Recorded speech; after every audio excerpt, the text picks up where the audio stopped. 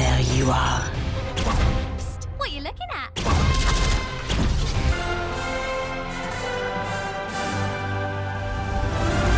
So Tim, the last time we talked about Overwatch, we were at BlizzCon.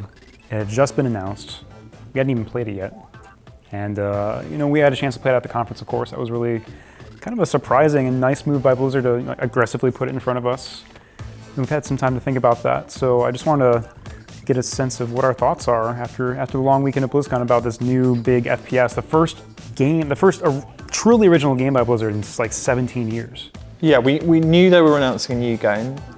We'd seen some secret leak stuff, but I don't think either of us, we knew it was going to be kind of quite heavily character-based, but I don't think either of us would have pegged it being an FPS, just because they have no track record in that genre at all. And in fact, I asked you, we were talking at the airport and I was saying, who is doing it at Blizzard? Have they brought in some new talent from other FPS studios? But it's just such a surprising venture for them. And I think the biggest surprise for me was that I really liked it.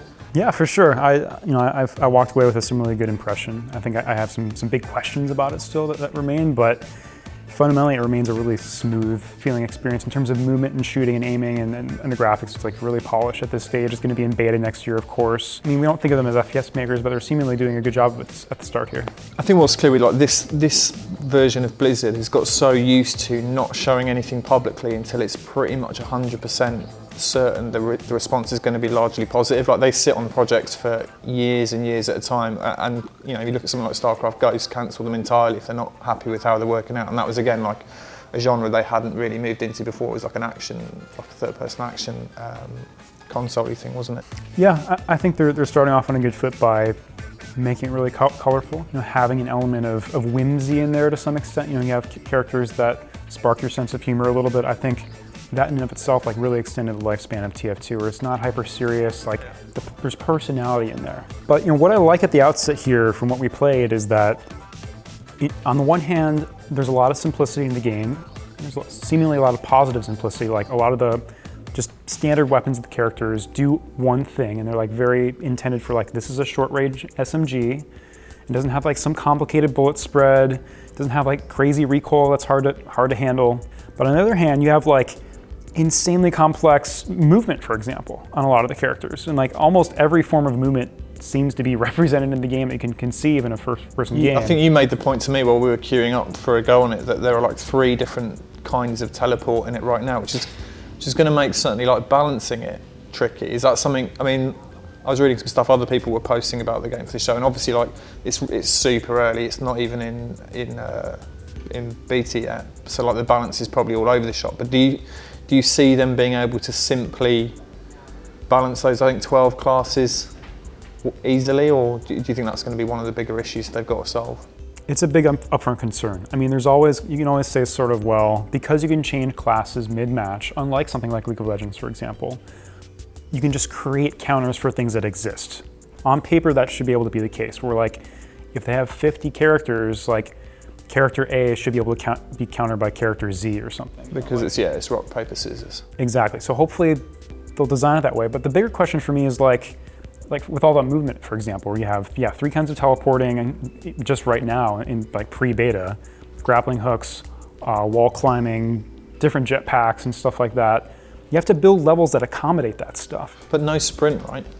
No sprint button for sure. Yeah, because I was curious about that. I was thinking, is it me if I missed an instruction? Because it's such a standard option. But there's no sprint in TF2 either. I think it's, that in and of itself is just sort of an instinct you have to get out of.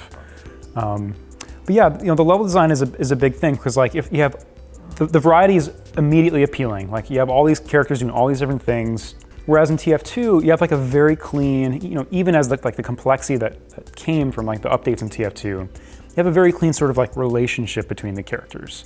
Spies stab medics, who heal heavies, who get Uber to destroy engineers' sentries, and Demoman also are a good offense and defense on certain areas and certain choke points. And the levels are designed to sort of allow people to use those explicit abilities and built around that stuff. And I didn't see that kind of firm relationship between the characters. I mean, you played as a medic, it operates kind of similarly to the TF2 medic actually, but it's a lot more like a MOBA in the sense that you're just sort of fighters in an arena. I was okay with that. I mean, what I liked about the level design, I mean, we had obviously like a limit. You played more games than me, but we had a limited amount of time over 2 days to play it. But I found quite quickly I was able to get the kind of the geography of the map. We began just sort of naturally to form a strategy that ultimately saw us take the objective pretty well. But, like, I really dug the whole aesthetic of it in a way that just looking at the characters when they were doing the presentation, I was kind of like, okay, it's, you know, got a kind of Battle of the Planets sort of vibe going on, all these different kind of wacky characters. But once you're in there, it actually reminded me more of like fighting games, like things like Power Stone and that, where there's that really deliberate attempt to tick every box in terms of style and gender and ethnicity, and kind of then the abilities are factored in. It felt like this chocolate box you could pick from. I immediately felt like I had a place in the game, which. And I wonder whether, like, Blizzard's ethos more generally, when you look at some of the other things they've been doing, is to make it really inviting for everyone. Because it's only announced for PC at the moment, and obviously competitive FPS is generally not a friendly space. This feels to me like a game which, if you wanted to sort of sample the genre, it's probably going to be a pretty good entry point. But Blizzard clearly intends to add more characters. I mean, in the sort of initial concept art they released of this like lineup of characters, there are 15 characters in the background that were unannounced. That's they revealed 12, so there's like 15, and some of them are like super faint, like maybe they're like NPCs or like, you know. Maybe they're all ghosts. But who knows? A huge ghost but team. I mean, there's like everything from like cyborg ninjas to cyborg cowboys to this guy in a hazmat suit to like this cool guy that has like what looks like a subwoofer as a gun. So they clearly intend to add. He's the DJ from Street Fighter 1. Probably.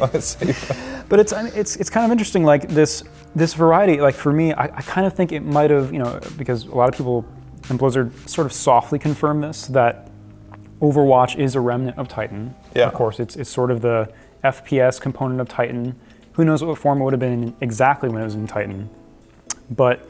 You know, this variety, I think, might have come from a game designed for more of a PvE environment, where it's, you know, balance is less of a concern. Yeah.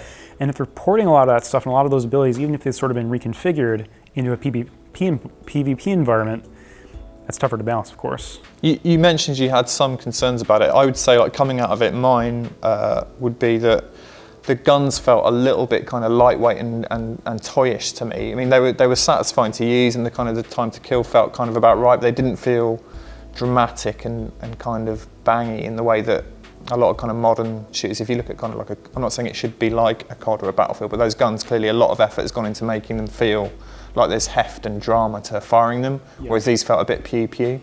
Yeah, very few of the guns were physics-driven. Like, they're basically all hit-scan weapons where whatever you're shooting at, the game just draws an instantaneous line and says, like, is your crosshair over that character? If yes, deal damage. But yeah, I mean, it's going to stand up.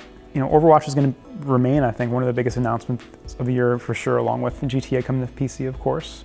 But it's going to be really interesting to see how this game evolves and kind of what survives the beta period next year, especially if Blizzard's already hinting that's going to add, you know, a dozen more characters already. All right, so it seems like a pretty promising start for Blizzard's new game, considering it's their first foray into the FPS genre.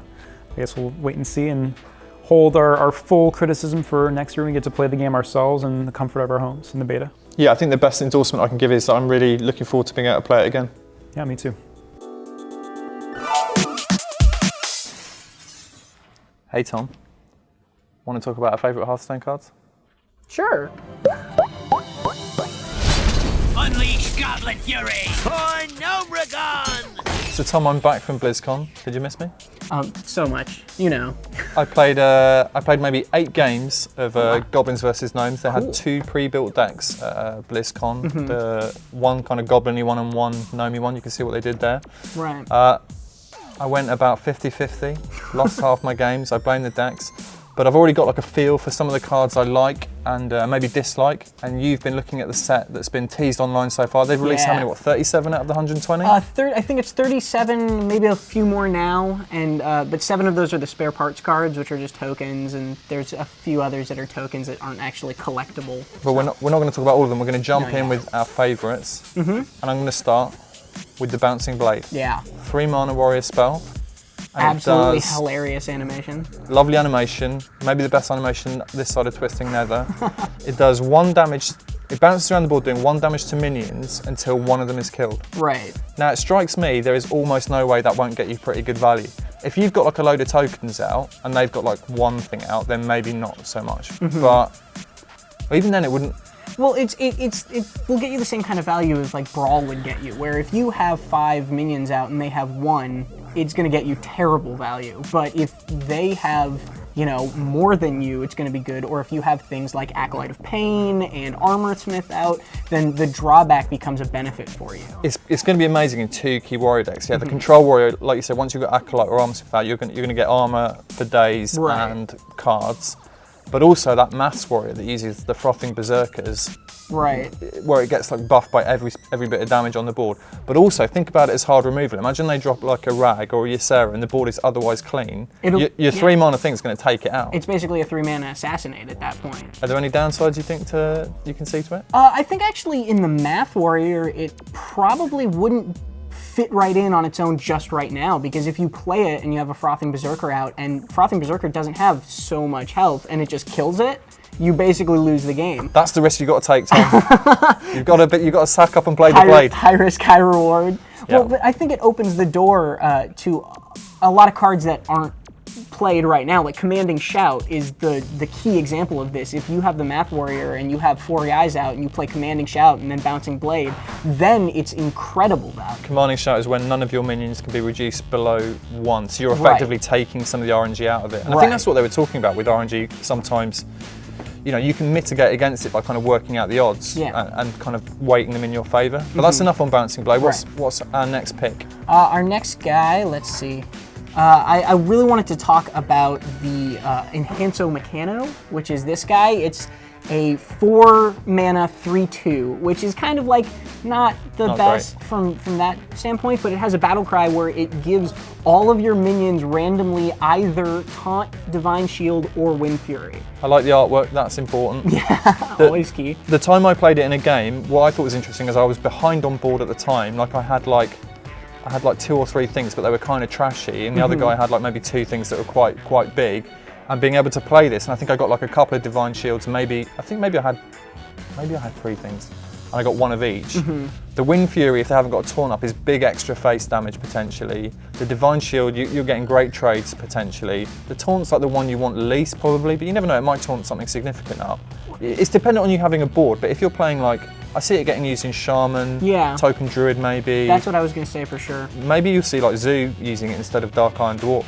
Zoo, it seems, I don't know if it's going to get played in Zoo. I think it has a lot of potential, but in Zoo, things like taunts don't really matter as much. And a 4 mana minion is it's asking a lot of Zoo, where if you're doing a 4 mana minion, the only other ones that are in Zoo are things like, you know, Dark Iron Dwarf, which is a 4/4 and also gives you +2 to trade up, and the highest cost is either Doomguard or Lotheb, which are hugely impactful cards. I'm telling you, it gets used in Zoo. You think Zoo? Yeah, I'm in charge. All right. Next we'll card. See. Next, we have the Shrinkmeister, which is, I think, one of my personal favorites that they revealed so far. I got called an idiot in the comments quite quickly because when I first saw it, I just sort of thought, oh, it'll help trade because you'll be able to kind of take the damage edge off stuff you're wanting to attack. But the real use of it is not to play it early, even though it's only 2 mana cost. So what it does is it lowers the attack of the target creature. So Priestess had that perennial problem of 4 attack creatures. Right. But now you can take like so say someone's played an Azure Drake or Yeti or whatever, you debuff their attack, and then you can either Cabal Shadow Priest them, Shadow Word Pain them. And it not only gives you access to those 4 attack creatures with things like Cabal, but it also, you could do something with 5 attack creatures where you lower its attack by 2, suddenly it's in Shadow Madness range. If you play it on a Sylvanas, who's a 5/5, goes down to a 3/5, you Shadow Madness their Sylvanas and run it in and it dies, you steal one of their things. The Priest has got that other new class card, I think like Velen's Chosen, which gives like a buff to health and attack and spell damage, which I think you'll end up using that potentially on some creatures, some enemy creatures, if you want to Shadow Word Death them, in the same way as like Druid sometimes uses a Mark of the Wild to bring things in range of like Black Knight or Big Game Hunter. They're definitely giving priests a lot more options of how to get out of that rut of that 4 attack thing, which is interesting because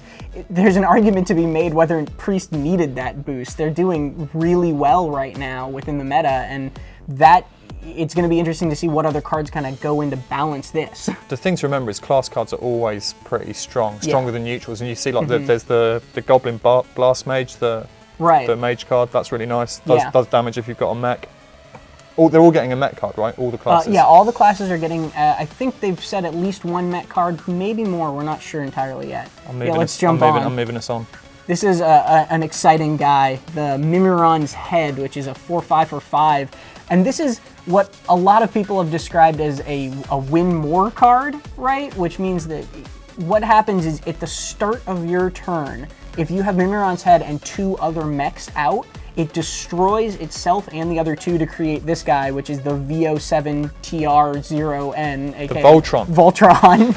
And that's a 4/8 with charge, so it can go right away, and Mega Wind Fury, which is absolutely ridiculous, meaning it can attack 4 times. So if you have Mimiron's Head and 2 other mechs out at the beginning of your turn, you can immediately deal 16 damage. The other guy's got a whole turn to try and stop this happening. Yeah. Right? It feels a bit like the Thaddeus Fugue and Stalag combo. Like, it's going to be a ball ache to try and pull off. Well, I think it's even harder than that. Yeah, I do too. I mean, rightfully so, because Voltron is so much stronger than Thaddeus is in a lot of different ways, even if you use it in Do you think he is? I think so, absolutely. If you put a Rock Biter on him, that's 1 more mana, and it's, 12 more damage? That's a huge swing. But it'll be interesting to see if you have 3 minions on your board that can't be killed for an entire turn of your opponents, you're already pretty far ahead. Yeah. You're already in a really good board position. It'll be interesting to see if this gets played with something like Conceal in a Rogue deck. I could see fun decks coming out of that, but otherwise it might be really, really hard to get that guy out there. Do you think Miracle would work with it, just drawing through to the right mechs? Maybe. I think that's actually why they've previewed a lot of really cheap mechs. You have the 1 mana 2/1 that gives you a spare part when it dies. They have the Explosive Sheep, which is only 2 mana and really annoying. They have the Annoyotron, rightfully named, which is 2 mana and really kind of hard to get off the I wouldn't board. want to build my I need to keep these mechs alive on the Explosive Sheep. Yeah, that's fair. Let's jump on. Yeah, so this is they've done a couple cards that are kind of direct answers to Miracle Rogue, right? Like the Miracle Rogue has that great turn 5 where they can say Gadgets and Auctioneer, which is the 4/4 that just makes them draw infinitely, and then Coin, Conceal, and suddenly they've drawn 2 cards and their Gadgets and is invisible. So what they've done is they added these cards that are like randomly deal damage to an enemy minion for 4 damage, and that random means it gets past the Conceal. I like the Bomb Lobber much more than I like the Flame Cannon, because he's kind of like the slightly less mad bomber. Right. He's a little more directed. Yeah, he can't go to face, he has to go to minion. If they've got one thing up, the only thing I would question is there's not that many 4 health minions doing the rounds. There's Auctioneer, but Drake's getting played less. Well, I think actually I counted them up, and of the cards they've announced so far, there are 5, I believe, minions that have 4 health. So the Flame Cannon, which is 2 mana, deal 4 damage to a random enemy minion, might be also that fill that niche for the mage where, Frostbolt is 3 health or 3 damage and Fireball is 6, and this is a nice kind of in between where they can not directed, but they can answer those. So another deck that Blizzard's decided it doesn't like anymore is Handlock. So Yeah. it's created these cards, which basically, if you're holding on to loads of cards, which they don't like, they want you playing out your hand. That's what they think makes for a fun game. Right. You get punished. This one, the Goblin Sappers, are 2/4 for 3, +4 attack if your opponent has 6 or more cards. And then there's a new entry to the Epic Giants, the Clockwork Giant, 12 mana, but it drops by a point each time for every card your opponent holds. Right, and these, like the Clockwork Giant is the direct answer to the Mountain Giant, right? Where if your opponent is playing Handlock and they're on turn 4 and they have 10 cards in their hand and they're about to drop a Mountain Giant, you can respond immediately with a Do you think anyone will run it though? I don't see it. I think it might be a tech card. It might be. To me, it's too techy though. Like, yeah. So the good tech cards for me are like something like Lurtheb, where just whenever you play it, pretty much it's going to be of use. And then stuff like BGH and Black Knight, if you just know that there's a lot of big minions or a lot of taunt minions, then it's going to be worth tacking those cards in. Whereas this is so specifically aimed at one deck, Right. and I don't feel like Handlock is that prevalent. But Handlock I guess is- they like giving tools, don't they? They like giving tools that you can use if you want. Definitely. And it'll be interesting also to see if these open the door for mill decks, because we already are seeing a little bit a high-ranking play of this rogue mill deck that's all about, Cold Light Oracle to make your opponent draw 2 cards and then Shadow Step it and Cold Light again and Shadow Step it and Cold Light again, and just fills their hand. So it'll be interesting whether or not these cards can make their way into a deck like that. But the Goblin Sapper, real quick, the Goblin Sapper has 4 attack while your opponent has 6 or more cards. That is a 6/4 for 3 that can't be responded to immediately. So, if you run that in a charge deck, you're only spending 3 mana for a 6/4 that you could then maybe charge or something like that, and your opponent can't get rid of cards out of their hand until their turn. I feel you're excited about the Sapper. I like that card, I do. So what we're going to do, the cards are out in December next month. We'll be back with a later show when we'll play each other. You'll let me win, and everyone will enjoy it. Exactly.